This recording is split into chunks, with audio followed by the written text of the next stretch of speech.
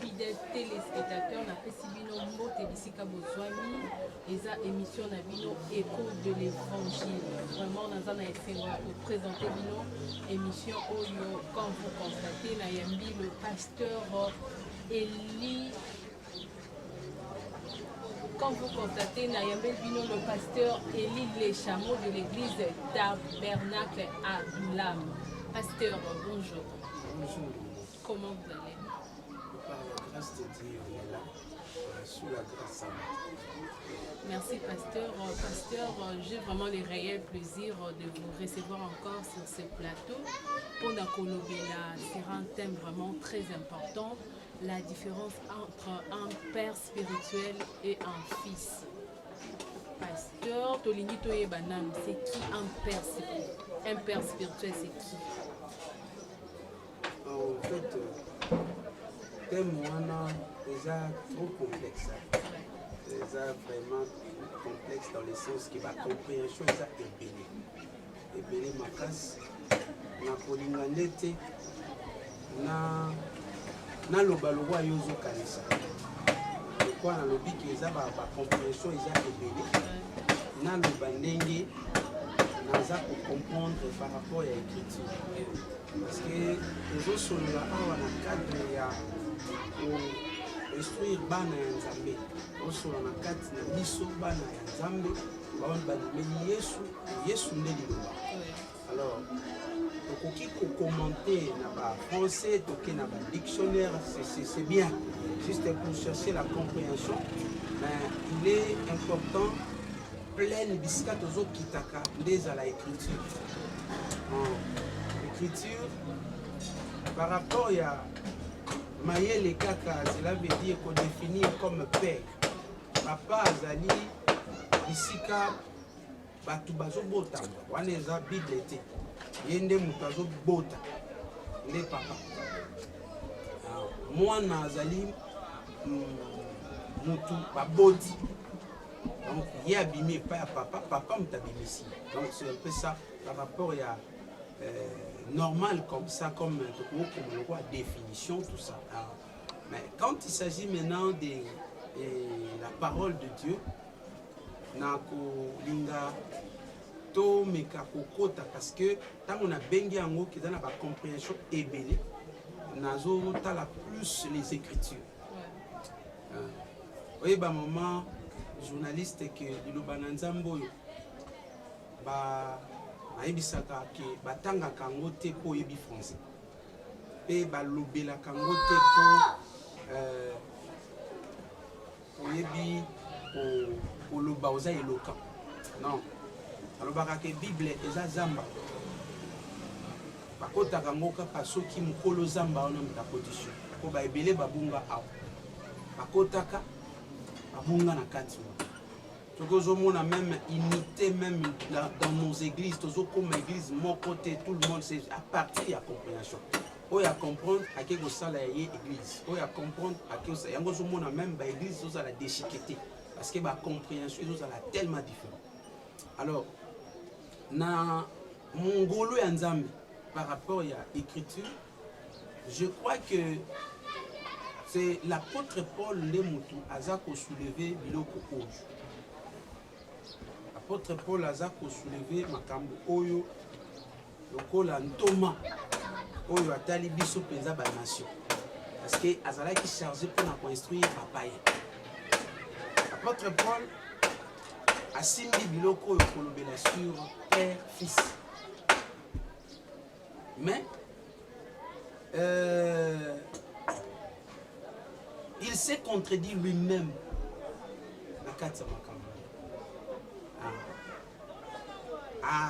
Yebaki lisusu ko mitelemela ye moko nakati ya koloba. Il s'adressait à Timothée, azoloba mon fils, mon fils, mon fils. Mais quelque part ye moko kaka azoloba lobi. Vous avez plusieurs maîtres, mais il n'y a qu'un seul père. N'est-ce pas? Papa est belé, baba qui s'est belé, maître. mais papa, kaka moko. Parce qu'on peut avoir beaucoup de maîtres, mais le père, azalaka moko. Babota kabato mibalete. Nakobota mutu moko ba mutu bota. C'est là eza ko rejoindre maloba yo mutu moki bat balobaka. Tango mwana zana na libumu. Aza ya yo. Tango abotami akomi ya bato nyonso. Obomi leta eko kangayo. Abosani nyonso zaki na ngolo kola pasi yo moko mutu boti. Donc mukili wano mwana komi ya mutu nyonso, ce sont des maîtres. Parce que l'éducation en soi, mwana koki kozwa yango et pas baboti. Pe akoki pe kozala soki aza prudent, aza un peu dans le sens moko quoi, aza trop rapide na kolanda ba exemple, akoki pe kozwa exemple monsieur pas maman moko tanga la mona na ye. Comment de l'eau moko appliquer na ndako des fois ko tikala la ça été, mais azalaki tellement curieux. Bano bazaka un peu éclairé. Donc c'est un peu ça. Donc on dit que yote moboti to ba boti bo pesiete. Mais azui yango quelque part na école. D'abord ben on va mettre. Mais quand il s'agit ya kozonga moboti zalaka moko yenda boti.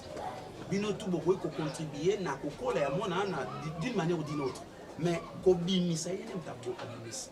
Voilà un peu babilo ko wana to kolingana nous totanga soki ko permettre na biso écriture nazolinga totanga yango parce que na lobaki eza sujet moko très complexe très complexe oyo tango tokoloba awa bamusuba ko comprendre biso mabe pour suite ya ba intérêt égoïste na bango balinga toujours ba telemaka wana pour ba se faire au moins de roi et dominer sur les autres. Mais en soi, ils ont responsabilité au peut s'amener le mutu. Mutu oyo asimba mi boalia kafufuna ngana yo. C'est un rôle où ils appellent moi passi pour yo zwango. Dotangi na Matthieu chapitre 28. Matthieu 28 ezolo banabiso.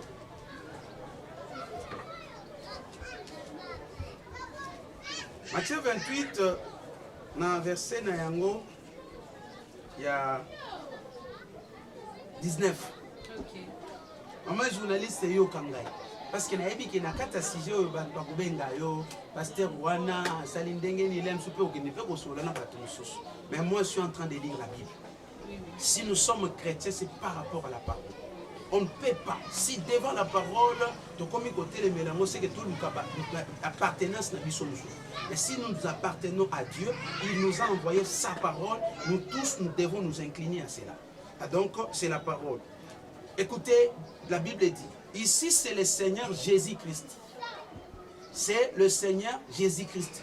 Ici, quand bisognon surtout, outil. Parce que sans Jésus, il n'y a pas opposé foi nayo. La Bible dit je suis le chemin, la vie et la vérité.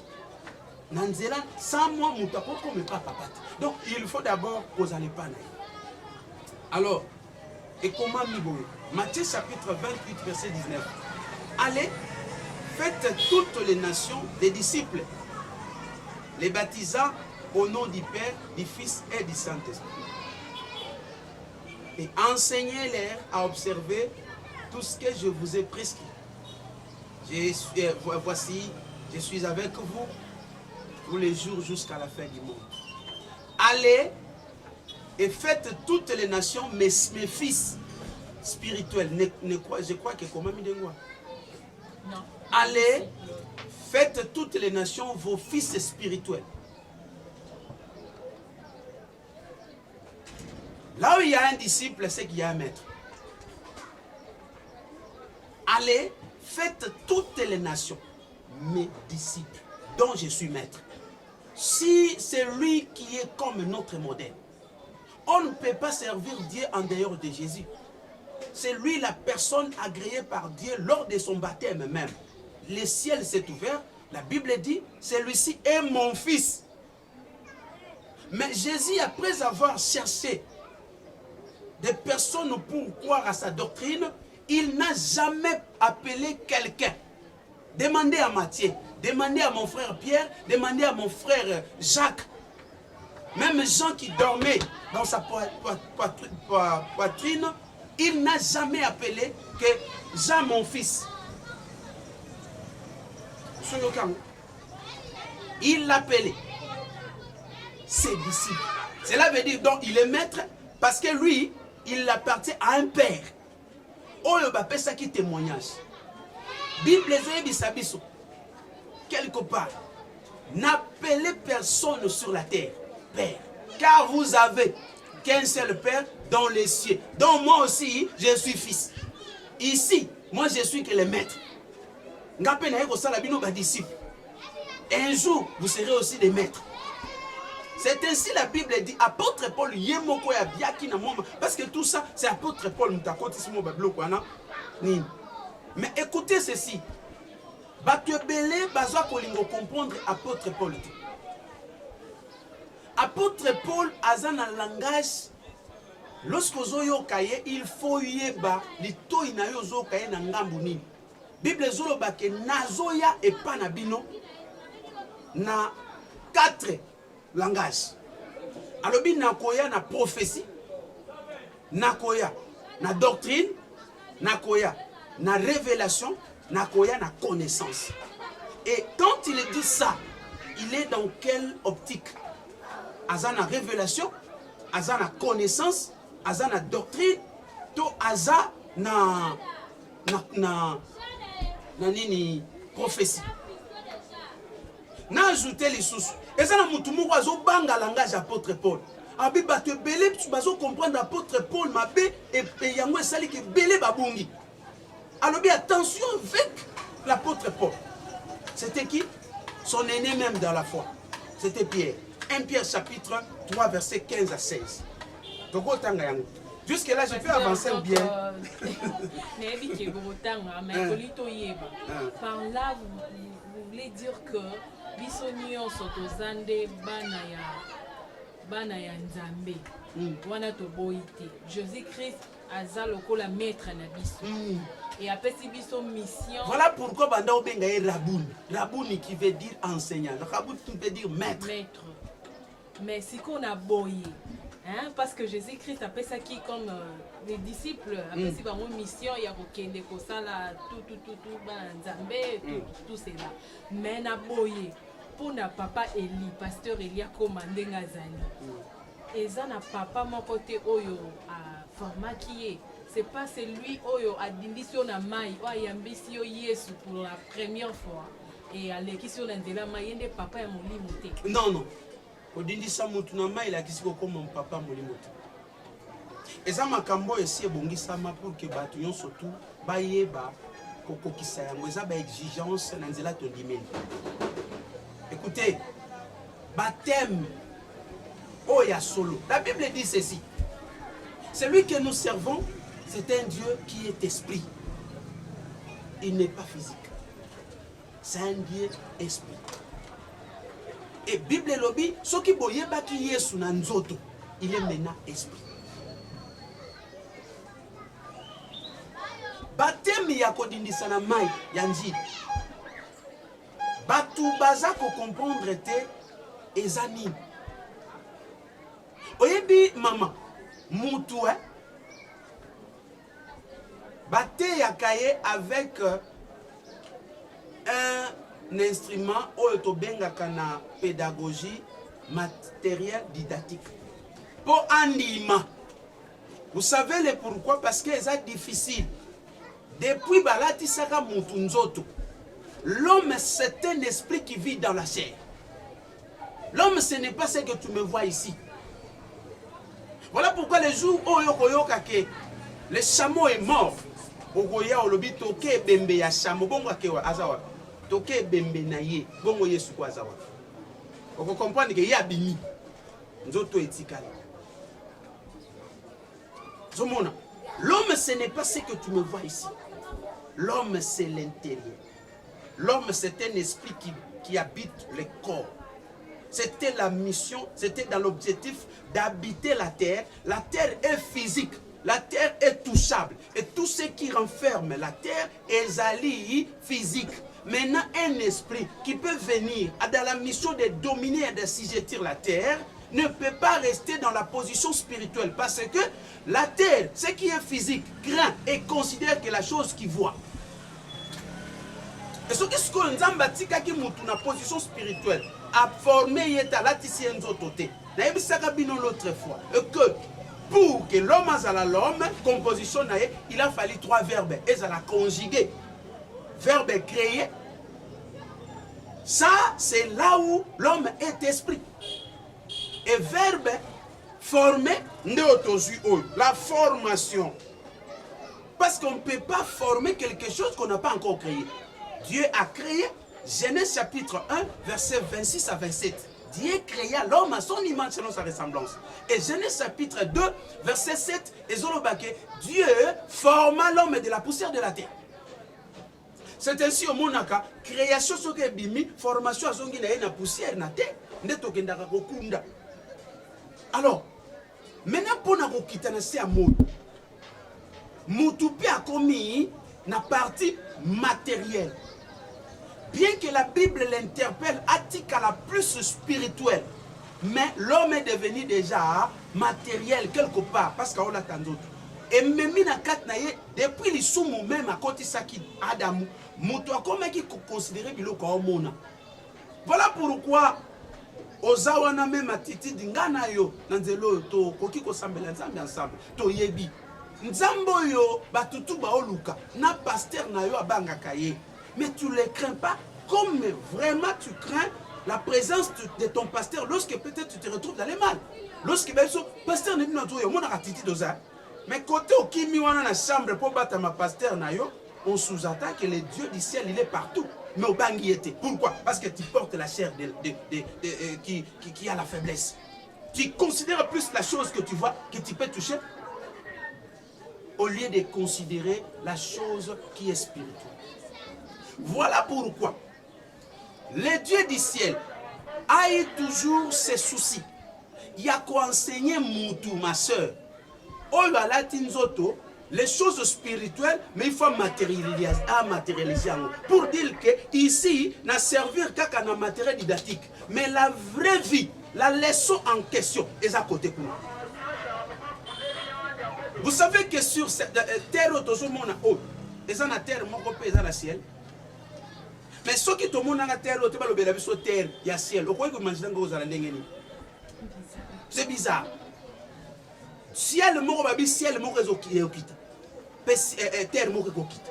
C'est que avant que la chose existe sur la terre, et si elles allaient déjà pour nous. Moïse avant de construire le tabernacle, Dieu l'a fait monter dans la montagne. Alors il a dit que t'as là très bien cette maison ici, dont le tabernacle a existé dans le ciel avant que Moïse a fait descendre en haut na terre et comme un peu visible. Alors il regarde très bien. Exode chapitre 25. Alors il regarde très bien, vois très bien, pour ne pas ajouter ton intelligence Moïse.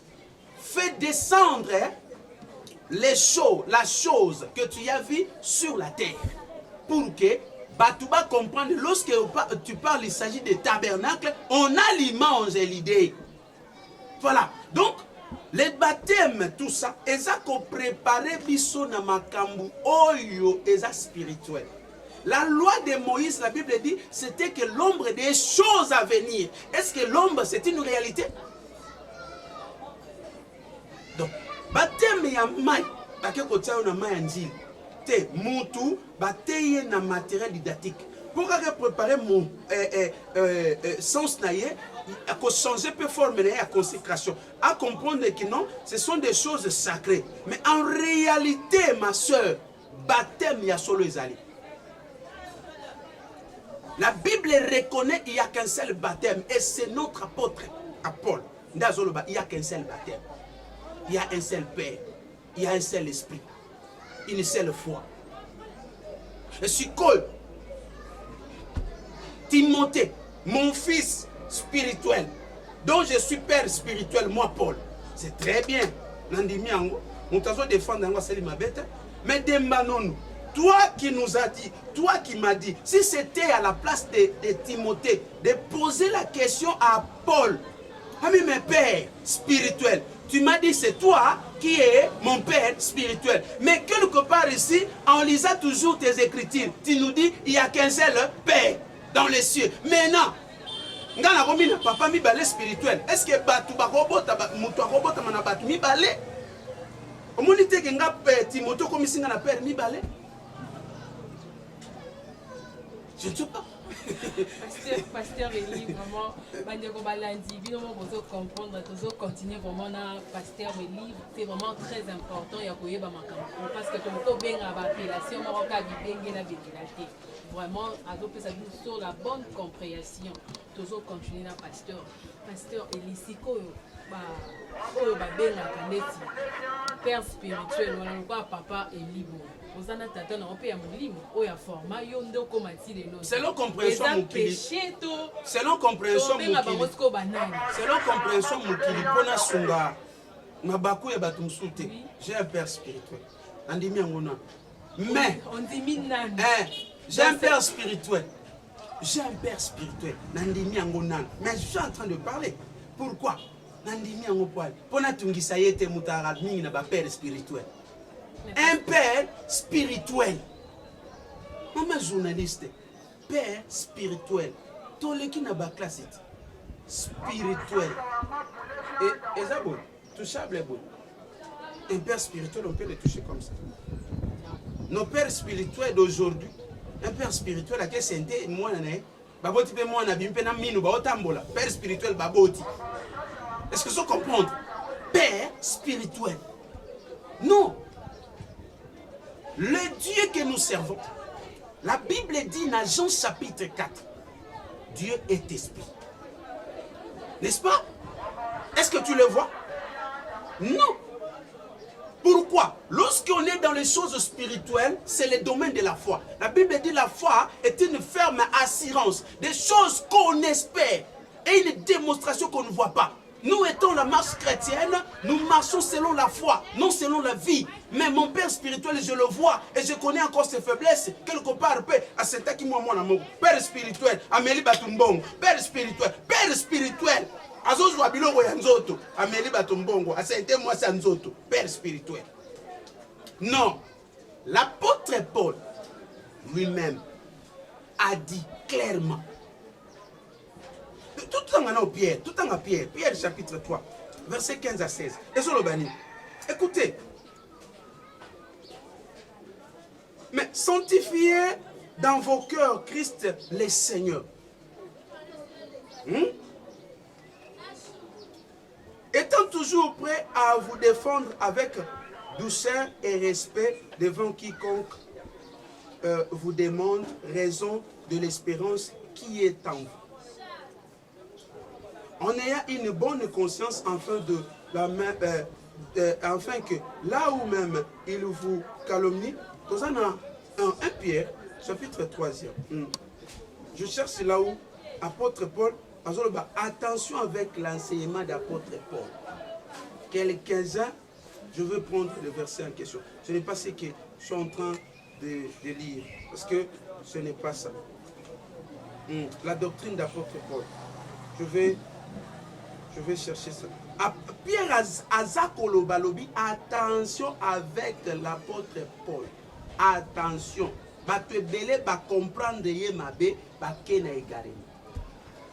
Je vais trouver ça parce que j'avais ça ici. Donc, pour ne pas peut-être tarder, il est question de Baboui. Il s'agit des pères spirituels. Batubazo recourir à Abraham. Abraham peut babenga qui est papa et Akondi. Vous savez, le père c'était une attribution. Et ça attribution.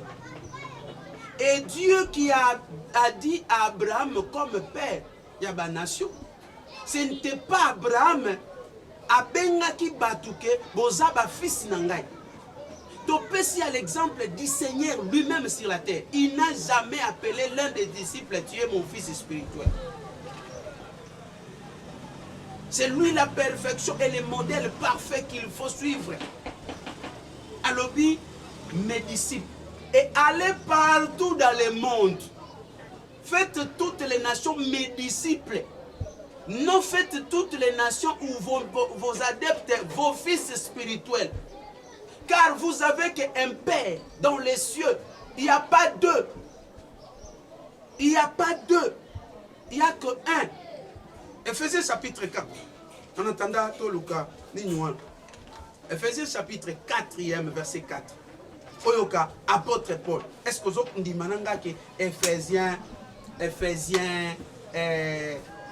Galates, Philippiens, ce sont des épîtres, ce sont des lettres et apôtre Paul n'entendant comment. Il y a mon non? Yoga suko makambazo luba. Alors Bible. Éphésiens chapitre 4. Il y a un seul corps. Il y a un seul corps et un seul esprit. Comme aussi vous avez été appelés à une seule espérance par votre vocation. 5. Il y a un seul Seigneur, une seule foi, un seul baptême, un seul Dieu et Père de tous.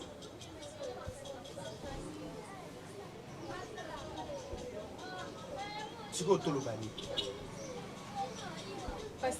ne crois pas au Père spirituel que moi je peux toucher.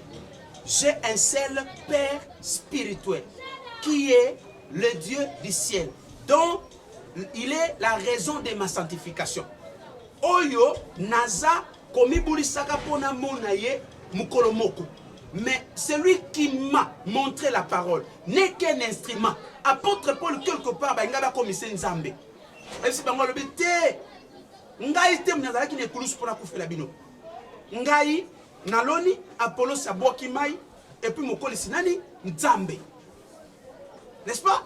Mais tant que m'appelle, on dirait bisonde mututo sali batuana. La parole a été confiée. La parole, c'est la parole de Dieu. Vous savez, il est écrit quelque part. Ok? Et que comme on attend au moko, mutu mususu à côté à muninga na ete boye banzambe parce que tous me connaissent. Et pour devenir fils de Dieu, tu dois avoir la permission en Jésus-Christ. La Bible dit ceci: à ceux qui l'ont réussi, à ceux qui croient à son nom, il leur a donné le pouvoir de devenir enfants de Dieu. Lolendo nde ya batu, oyebe loko nde komisi batu minene. Parce que travail ya mutna mukili eza ko dominer sur son semblable. En réalité, ce qui va se soutirer que doit avoir un instrument, n'est-ce pas? Lorsqu'il s'agit de défendre quelques coins, la Bible dit il a fait les airs comme. Un maître a une leçon dont Aza propriété, Aza en matière, donc voilà un peu. Pasteur, vraiment. Mais si vous avez une vraie appellation, vraiment, ce qu'il faut bien avant, parce que le bico bien un père spirituel, vraiment, ils ont un côté. Tout ça, quand on a père moko, Jésus Christ, yé karane tata. Ce que bah wana o bazo former biso, o ba former qui pasteur Elia comme lelo, le lenge to azali, le lenge to zomona et to ko benga bango banani. Vraie appellation pour mes amis. Ok. Tozoloba par rapport à Makambu, apôtre Paul qui dit, tout une question moment journaliste, que ce que Tobenga bango banane. En soi, ce sont des maîtres. Le moyen par lequel Dieu a passé pour nous récupérer. Parce qu'il utilise toujours une personne pour atteindre le mouton. La mission qu'avait depuis le commencement. Dieu a récupéré Abraham parce qu'à partir d'Abraham, pour que Bissonio soit tout ya ko solola totoye ba Yesu nzambe wa. C'est ainsi na tangelio na écriture oyo ya 1 Corinthiens chapitre 4 verset 15. Ezolo baboy. C'était même Ezolo baboy. 1 Corinthiens chapitre 4 verset 15.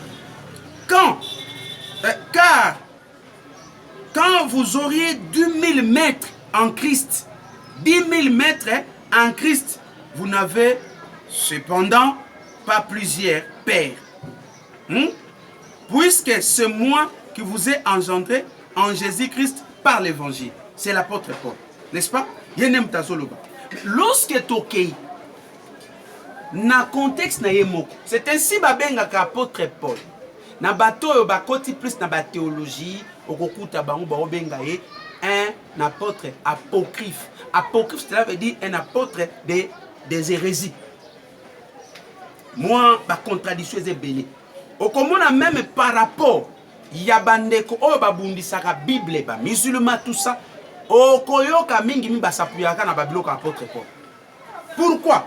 Pierre l'a éclairé depuis na 2 Pierre chapitre 3 verset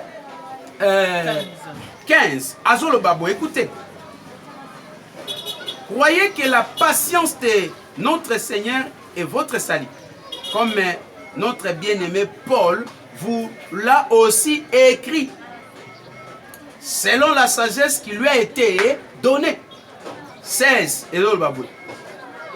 C'est ce qu'il fait dans toutes les lettres. C'est l'apôtre Paul. C'est ce qu'il fait dans toutes les lettres. Où il parle de ces choses. Dans lesquelles il y a des points difficiles. Apôtre Pierre, quoi? Ah bien, attention avec apôtre Paul. Donc, laquelle il y a des points difficiles à comprendre. Donc, les personnes ignorantes et mal affermies tordent l'essence. Comme celui des autres écritures pour leur propre ruine. Et ça, l'olendo ya évangile, oh bato belé, baolinga bakota. Limite-toi comme maître, un instrument que Dieu a passé, afin que Mouto azala récupérer. Abraham, le kola Mouto le kaka, nzamba le kaka poto, comme le lopana ya foi, il n'a jamais appelé quelqu'un fils spirituel. Il était le père d'Isaac et d'Ismaël. Selon la chair, c'est fini.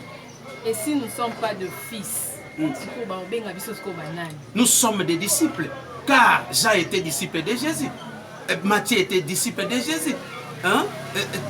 Thaddée tous ces gens-là, ils étaient des disciples de Jésus. Et il a dit, voici comment vous devez prier. Notre Père, qui est aux cieux.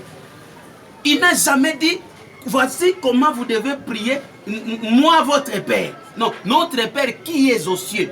Car il s'agit de la spiritualité. Pasteur Tony Petoyeba, un disciple peut avoir plusieurs maîtres. Oui. Pourquoi? Parce que les grâces sont différentes. Okokiko oko botamato ko joa le banangai. N'est-ce pas? Nasali on a quoi ko sal. Ananias pour apôtre Paul, c'était que la leçon a refongolé ka misu ba ikaye ko. Mais il a fallu qu'il y ait Gamaliel des années. Et plus tard, il a vérifié marche il y a apôtre bazar qui go sonaï. Papé ça na moti. N'est-ce pas? Donc, Nanzela Oyo, Tozaka Akozua. Pourquoi? Parce que nous connaissons en partie. Tel que moi je te dis ici, je connais aussi en partie.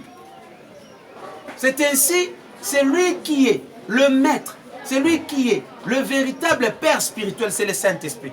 Esther, c'est lui qui nous baptise. Parce que baptême yanzoto na oloba o ya maendil ezaka après sa mutu forme, mais en réalité si tu n'es pas baptisé du Saint-Esprit tu n'entreras pas au ciel. Apôtre Pierre azoloba est-ce que tokoy ko refuser baptême ya mai na mutu asiazui molimo santo. Donc le baptême oyo apôtre Paul azoloba que nous avons un seul baptême, c'est au niveau spirituel. Si tu es baptisé par le Saint-Esprit, waouh, parce qu'à baptisé on a mai ya liloba. Je ne vais pas nier ça. Je viens de faire ça tout de suite. Mais je dis, pour conscientiser. Mais en réalité, tu peux manquer le baptême de Maïndil. Mais si tu es baptisé de Saint-Esprit, le ciel est ouvert. Et pour le ciel, tu es en route. Au côté, t'abonnes calmement.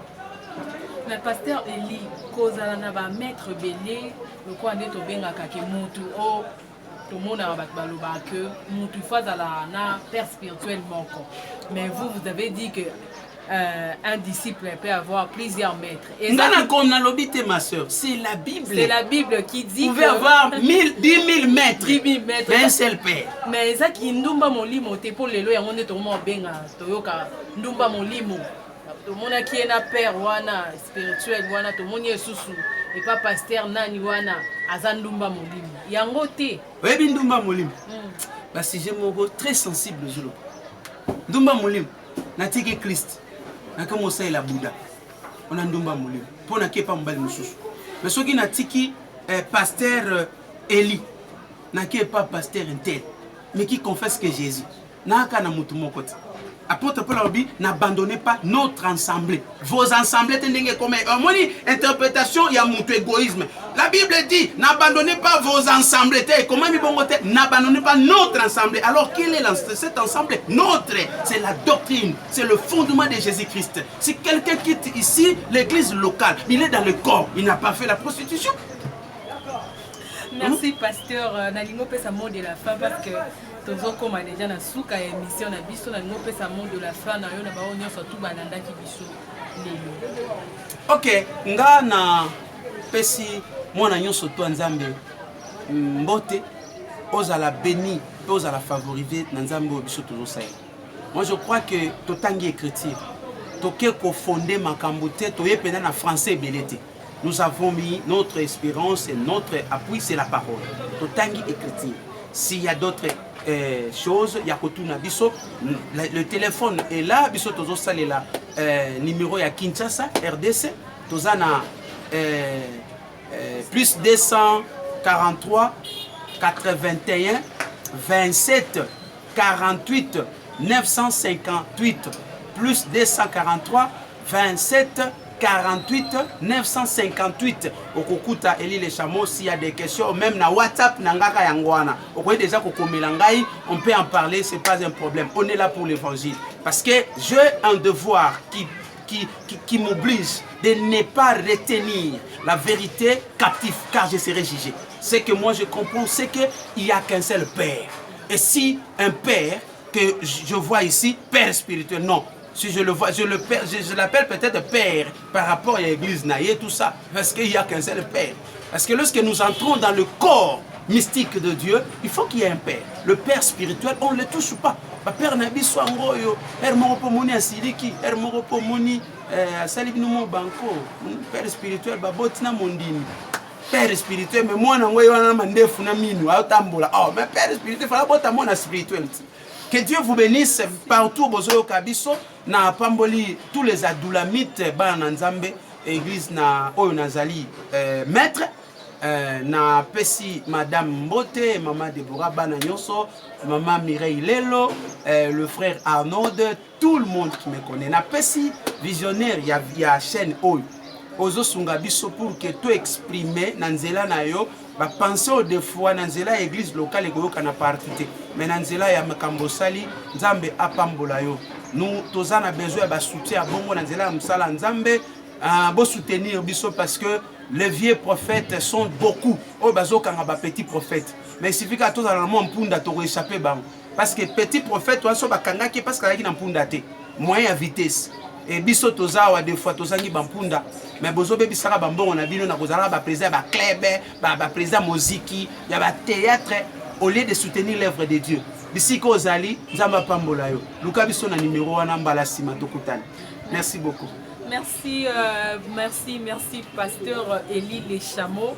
Bananzambe nyonso na pesi bino mbote bisika bozali vraiment to komi pratiquement na suka ya émission na biso na yebi ke bisika bozala ki kolanda vraiment boza satisfait parce que le pasteur atangi Bible bino mombo moni azoloba makambo o ekomami vraiment na Biblia il faut to sosola makambo sous c'est vraiment très important et puis yango nazo invité bino déjà bo s'abonner massivement na chaîne na biso oyo po bozalaka à tout moment informé vraiment kolanda maloba boye eza vraiment malamu mingi pona ko édifier bino pona ko bakisa bino ba compréhension parce que to bunga rapé banzela na kozanga ko sosola malamu na kozanga ba connaissance vraiment ya malamu yango to senga bino nyonso bo s'abonner massivement sur notre chaîne Exode Mission TV.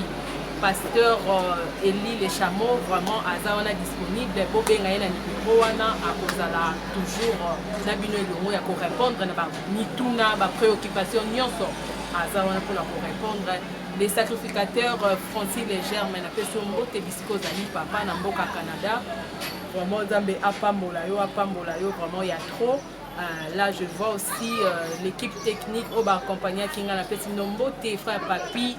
Bambote vraiment et comme il y a mingi les frères Sidrak Nassima ya caméra Bambote ya mingi. Retrouvez-moi prochainement.